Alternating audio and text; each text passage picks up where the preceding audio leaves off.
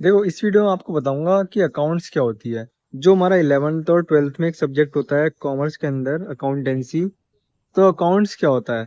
देखो, कोई भी छोटी दुकान है, ठीक है, तो वो अपने जो भी उसका वो बेचता है, जो भी वो सामान मंगाता है, उसको किस तरीके से ट्रैक करता है, किस तरीके से वो पैसों की मूवमेंट को ट्रैक करता है, कितना उसका खर्चा होता है, कितना उसका नुकसान होता है, कितना उसका फायदा होता है। तो इस सब को ट्रैक करता है किसी डायरी पे, है ना। उसी को कहते हैं बुक कीपिंग। अकाउंट्स का जो मेन पर्पस है वो यही है कि किस तरीके से जो भी कोई बिजनेस है, किसी ने अपनी कोई फर्म खोल रखी है, किसी का कोई कुछ काम है छोटा मोटा, तो किस तरीके से अपना वो सब ट्रैक करता है। तो अगर देखो बहुत छोटा बिजनेस है, दुकान है कोई छोटी सी जिसमें रोज का इतना ज्यादा वो नहीं है, तो उसको तो आप एक डायरी में ट्रैक कर सकते हो। वो भी आपकी अकाउंटिंग बुक है एक तरीके की ना, वो आप ट्रैक कर रहे हो वो सब। पर जब बिजनेसेस बड़े बड़े हो जाते हैं, जब जो एक्सपेंसेस होते हैं वो बहुत ज़्यादा हो रहे हैं, है ना, गेन्स ही बहुत ज़्यादा हो रहे हैं, जब नंबर्स बढ़ जाते हैं, है ना, और जब नंबर ऑफ ऑपरेशंस बहुत तरह तरह के हो जाते हैं, तो फिर इस तरीके से ट्रैक करना बहुत मुश्किल है ना।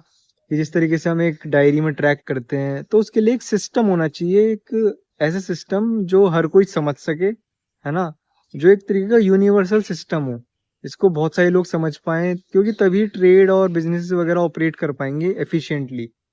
अदरवाइज मुझे उनका समझने में दिक्कत आएगी, उनको मेरा अकाउंट समझने में दिक्कत आएगी, है ना। तो इस वजह से एक एक नीड समझी गई है, एक एक स्टैंडर्ड सिस्टम की ना। उसी स्टैंडर्ड सिस्टम को हम कहते हैं अकाउंटेंसी। तो उसकी उसके कुछ रूल्स हैं, है ना, उसने अपने कुछ स्टैंडर्ड सेट कर रखे हैं, वही सब है अकाउंटेंसी।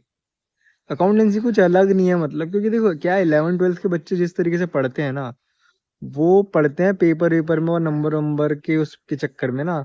तो उसमें क्या होता है, जो एसेंस है ना, कि हम कोई भी चीज क्यों कर रहे हैं, क्यों पढ़ रहे हैं, इसका मतलब इसका रूट रीजन क्या है, जो रूट है ना, वो मतलब उनको पता नहीं लग पाती, और वो डेबिट और क्रेडिट के अंदर ही कंफ्यूज होते रहते हैं। और नहीं, ये समझ में नहीं आता कि ये जो हम कर रहे हैं अकाउंटिंग लैंग्वेज है बस। इसे हम चाहे तो हम एक डायरी पे भी कर सकते हैं, पर वो सिस्टम उतना एफिशिएंट नहीं रहेगा।